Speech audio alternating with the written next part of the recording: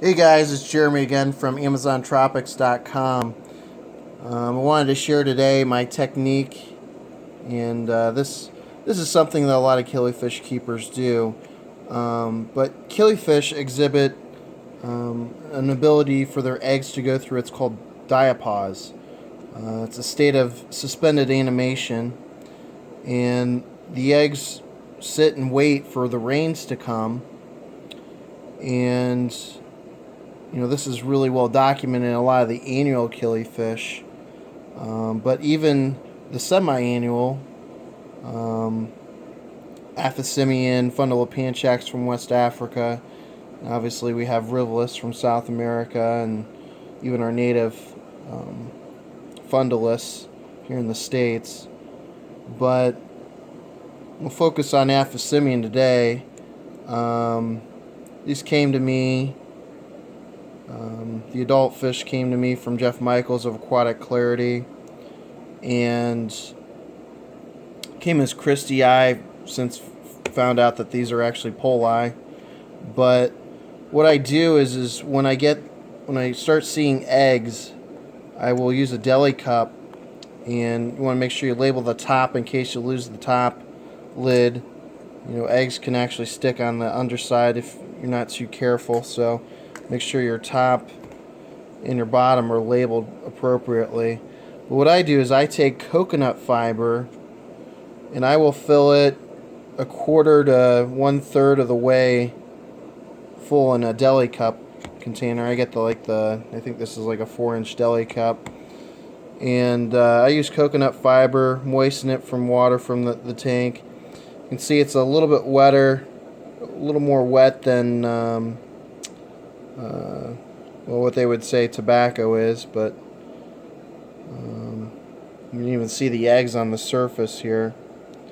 And so what I do is I pull the mop out, and I will pick eggs, and I will place them on the surface. A couple bad eggs actually too. I just pulled these yesterday. But I'll put them on the surface of the peat or the coconut fiber so I can watch them develop. And I will pull eggs for about 3 weeks. You can even do 4 weeks. And what I'm doing is I'm delaying the hatching process. If I were to put these in water, if I were to water incubate these, just like what I do with my Procatopus, you can see here they're just in water, they would hatch at different intervals. And so what I'm doing is I'm actually delaying the hatching of the egg.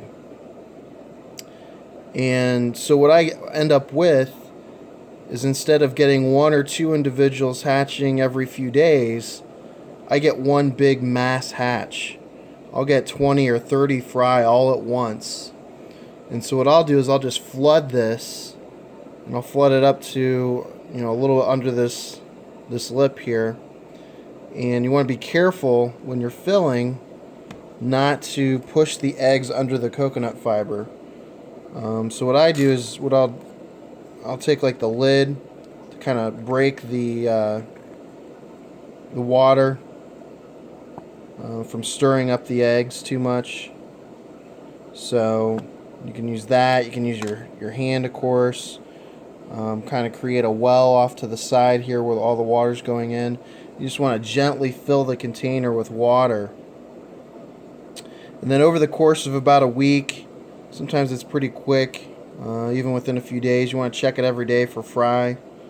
And then what you want to do is you just want to pipette or take a turkey baster and remove the fry into a new container. I like using these shoebox containers.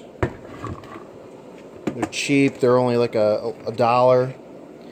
And I just label the end here and then fill it up a little bit past the lip here.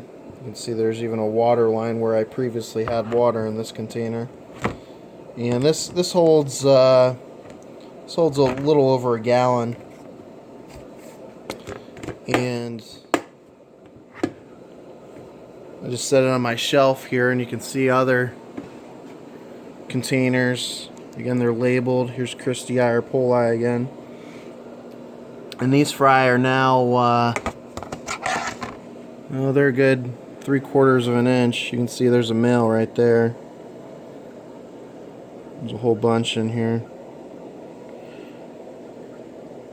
This is one of the first hatches I had of this species, so I don't have a lot of these right now, but they're going like gangbusters now, so I expect to get more and more of them.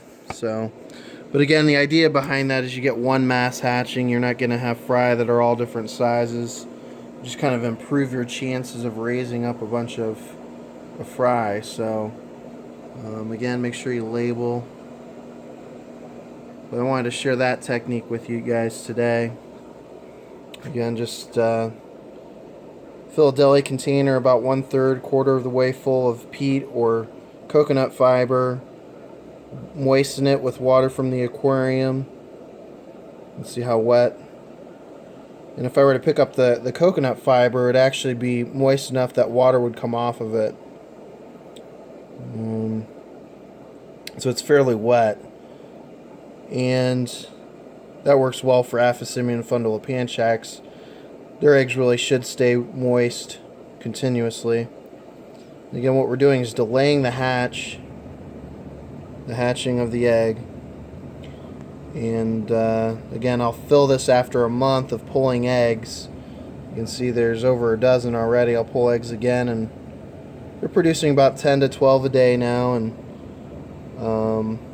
I can't pull every day, but I try to pull as many as often as possible. And then again, I'll flood this after a month of pulling eggs. And over the course of a few days to a week, all the eggs will hatch.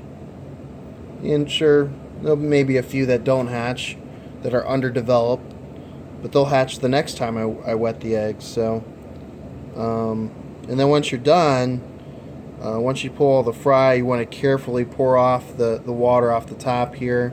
You can even use your hands to keep the coconut fiber in the container. The key being is you don't want to disturb the eggs too much. If you end up with eggs on your fingers, check your fingers after you're done to put them back in the container. But that's how I do it, and I have a whole lot of containers going at the moment. We're starting to get into fall, a little bit cooler in the fish room, so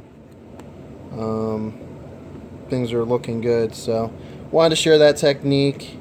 Again, look for questions. I'll be happy to answer them. Again, my name's Jeremy with AmazonTropics.com. Please visit my blog spot. Usually update that once a month. So, all right. Thanks, guys. Thanks for listening.